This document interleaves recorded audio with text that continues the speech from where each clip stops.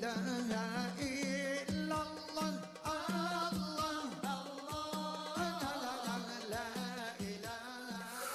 bisa enggak itu Pak? Nggak bisa enggak. Saya sampaikan Bapak sekalian. Ini pentingnya hablum minan nas. Ibu-ibu, pentingnya hablum minan nas. Saya sampaikan hadisnya aja. Ibu-ibu kepengen kan masuk surga ibu? Kepengen lah. Kepengen Pak. Kata Nabi di dalam hadis, sab'atun yudhilluhumullah yawma la dhilla illa dhilluh. Ada 7 golongan. 7, hitung Pak, 7. Tapi enggak saya sampaikan 7-7-nya. Di hari kiamat nanti, di padang mahsyar nantinya akan mendapatkan naungan Allah. Dhil itunya payung Pak. Dhil itu payung katanya. Madhallah itu payung. Nah, kayak di Masjid Nabawi kan ada payung gede itu Pak. Viral itu kan, artis-artis kalau foto pasti di payung itu saya lihat.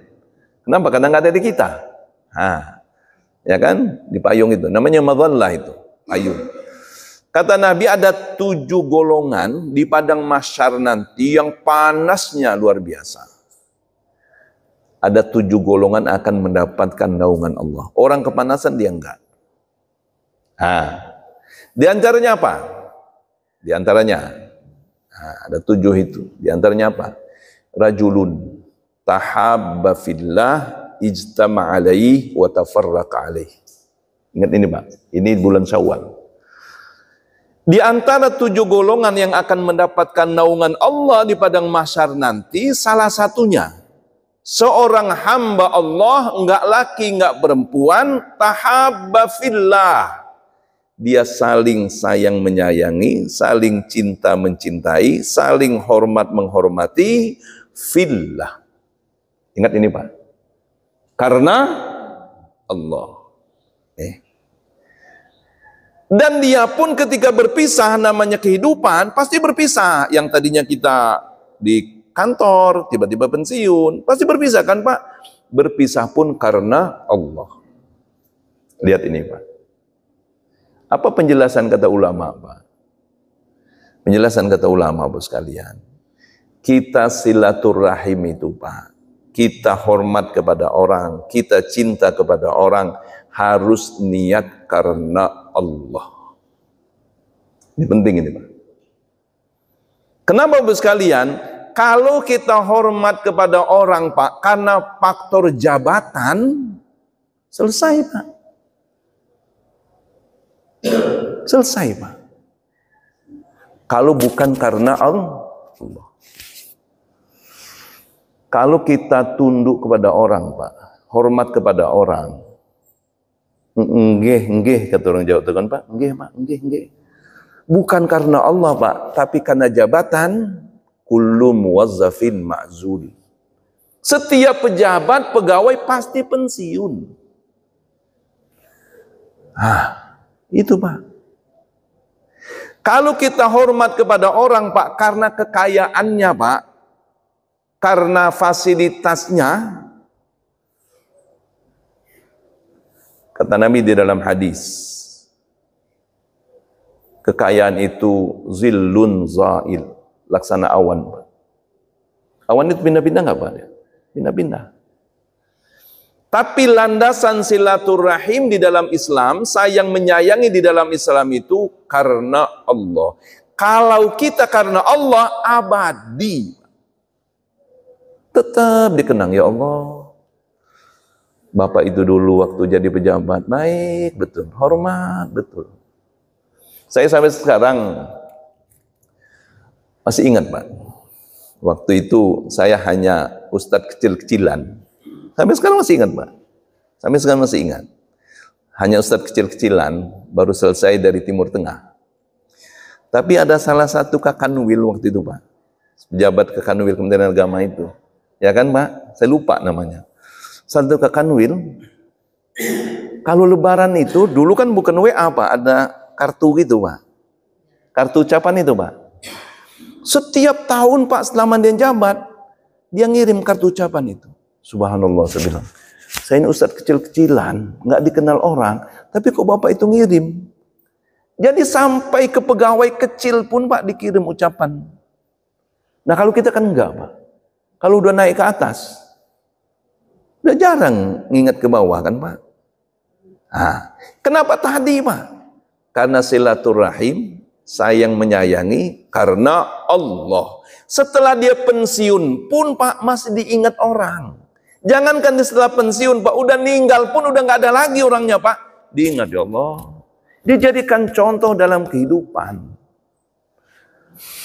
Tapi kalau kita silaturahim Pak, niat karena jabatan, niat karena dia kaya raya, udah selesai.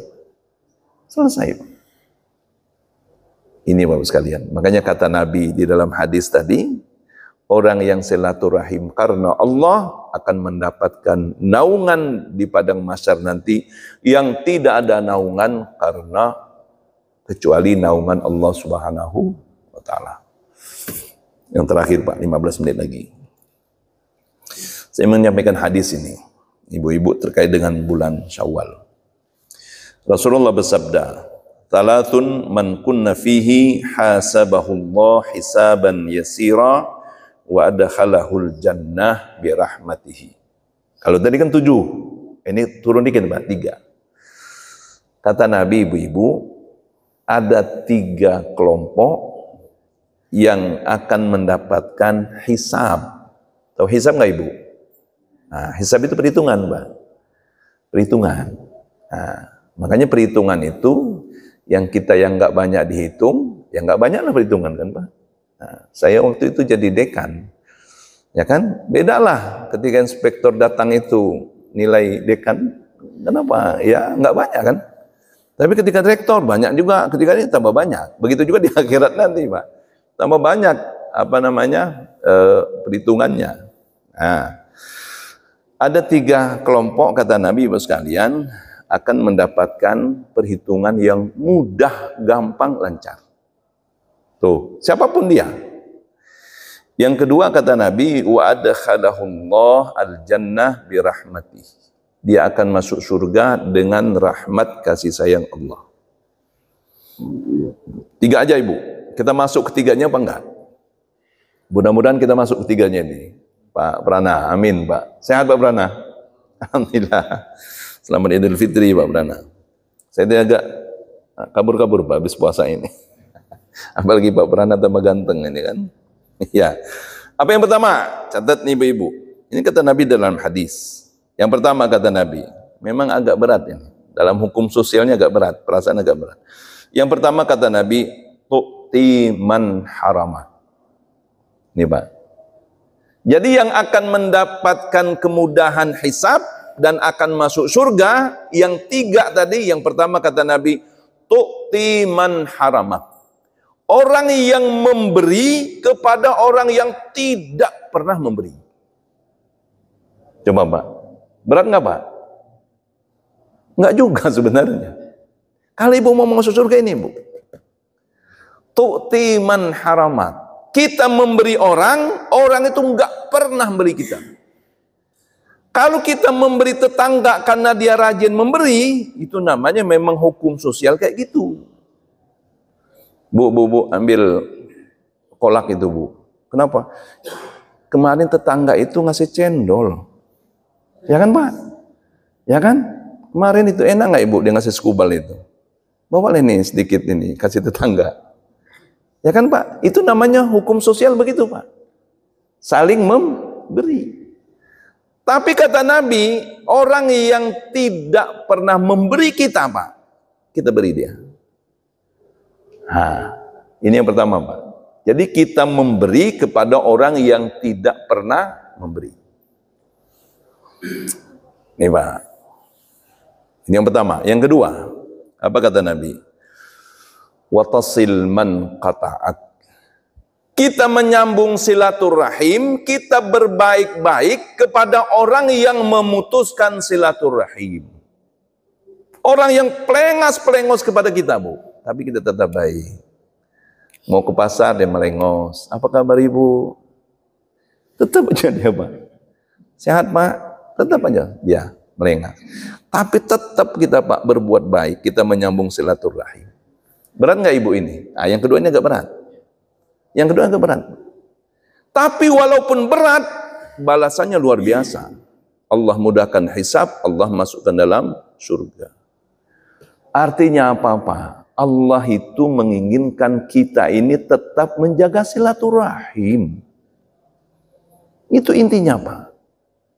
Watasil man qata'ak, orang memutuskan silaturahim, kita tetap berusaha untuk menyambung silaturahim. Dia mau pelengas-pelengos, dia mau sombong, mau apapun, tetap aja kita. Nah kalau kita kan enggak Pak. Bu mau kemana? Tanggal mau ngapain Bu? Lebarannya dia enggak datang. Ibu kemarin lebaran datang enggak dia? Enggak. Ngapain kita ke sana? Coba Pak. Tapi kita enggak. Ayo Bu kita ke sana. Kemarin oh, enggak. Mungkin dia lagi pulang kampung kemarin Bu. Dia enggak sempat. Ayo kita ke sana. Ini biasanya ibu-ibu yang kayak gini biasanya. Kalau bapak-bapak kan lempeng biasanya Pak. Yang begini Pak. Ini kata Nabi. Watasil man qata'at. Orang yang memutuskan silaturahim, tapi kita tetap berusaha menyambung silaturahim. Kenapa demikian ibu-ibu? Sebab kata Nabi di dalam hadis, la yadkhulul jannah qati'u rahimin. Nih, dengarin ini ibu-ibu, hadis begini penting ini.